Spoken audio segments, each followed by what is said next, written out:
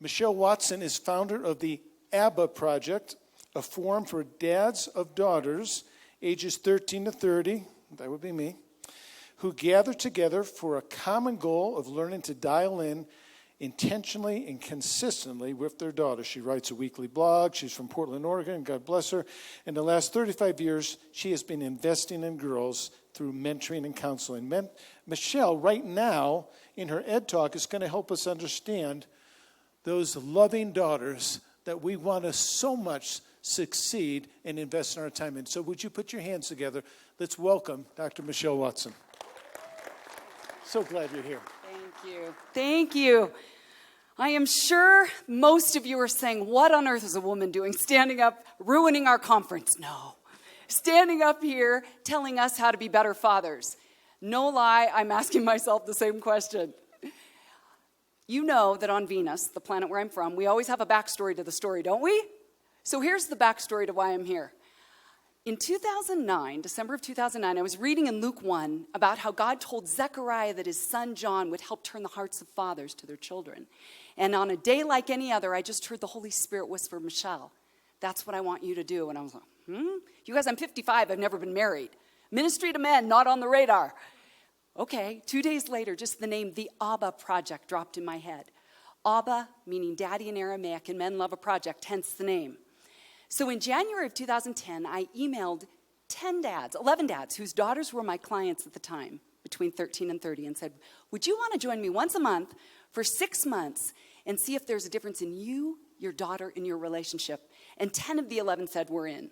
I had people saying, men don't do that. They don't add more to an already full plate. And we ended up going a year, that first group.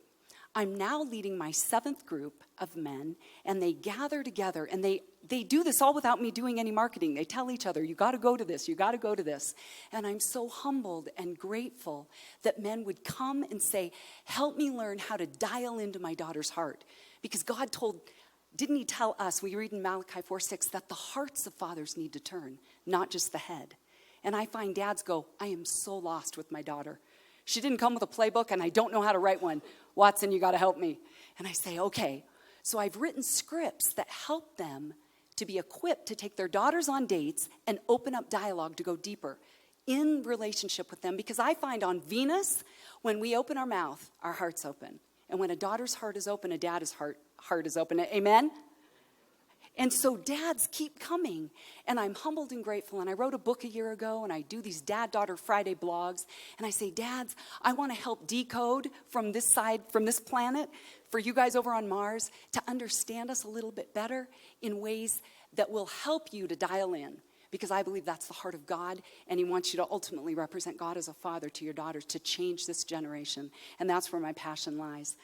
I've discovered something with men over the past 6 years that I've been doing this. You can tell me if you agree or disagree. But it's that men would rather do nothing than do it wrong. And so oftentimes, when their daughter hits that age, they back up and go, you know what? I'm smart enough to know I'm making it worse. Here, Mom, you go in. I'm saying, no, we need you more at that age when things get harder. And that's why I'm targeting 13 to 30. Because I want you guys to step in. And then you have the script in front of you that's in the back of my book even. And if it bombs, blame me and I'm your fall guy. So it's all good. Roll me under the bus because I want you guys to be the hero that you want to be and that your daughter needs you to be.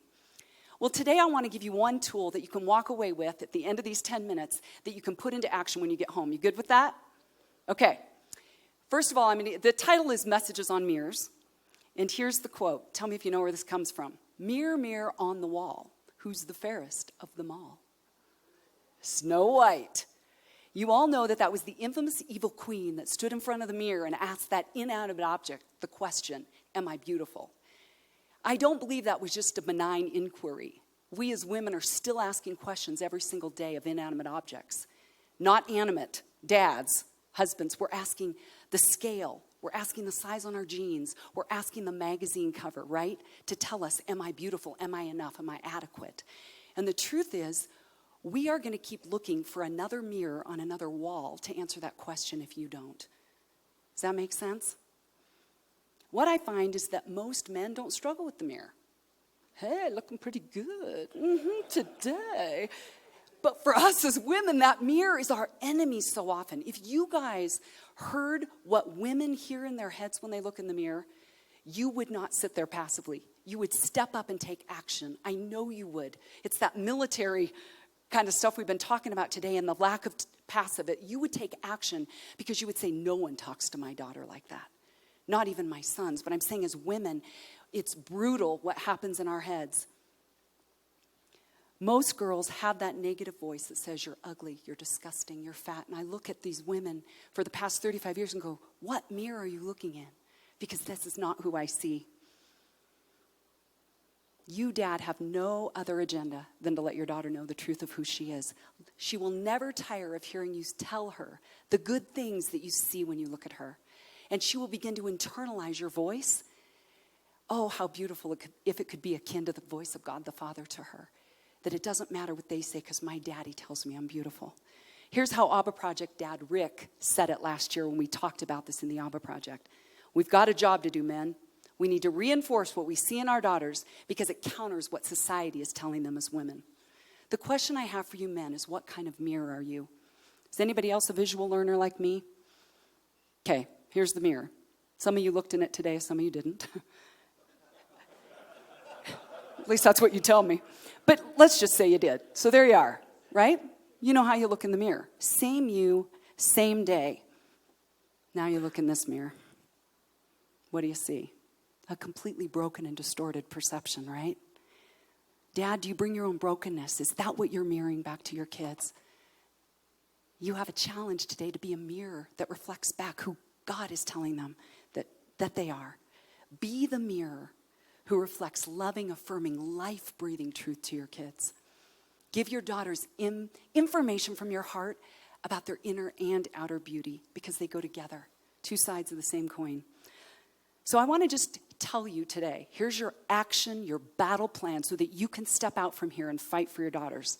On each one of your tables, I've given you a weapon. It's a dry erase marker. I didn't have room in my suitcase to put sticky notes, but each one of you take one. Put it in your hand right now so that when you go home, you can write messages on the mirrors of your kids, not just your... I have dads doing this with sons too. Can you imagine the impact, you guys, when she's looking in the mirror and every flaw is all she sees? But there's Dad's message right there saying, you're beautiful. I'm glad you're my daughter. How did God ever give you to me? I'm blessed to know you. I'm praying for you today. Here's a verse on her mirror. I believe this will turn our country around. I'm going to give you 3 last scenarios to kind of drive the point home. I want to introduce you to 3 people. The first one is Brittany. Dad, Dan, put these messages on her mirror as being a part of the Abba Project last year. I came into her bathroom 5 months later. Look at that smile on 13-year-old Brittany's face because Dad said, here's the truth of how I see you. Girls don't take them off. The mirror. Next one is Danielle. Danielle is a client of mine. Her dad was in my first Abba Project group. And last March, I wrote a blog for the National Center for Fathering on messages on mirrors. And so her dad had read this. She comes into my counseling office that week, and this is what I heard.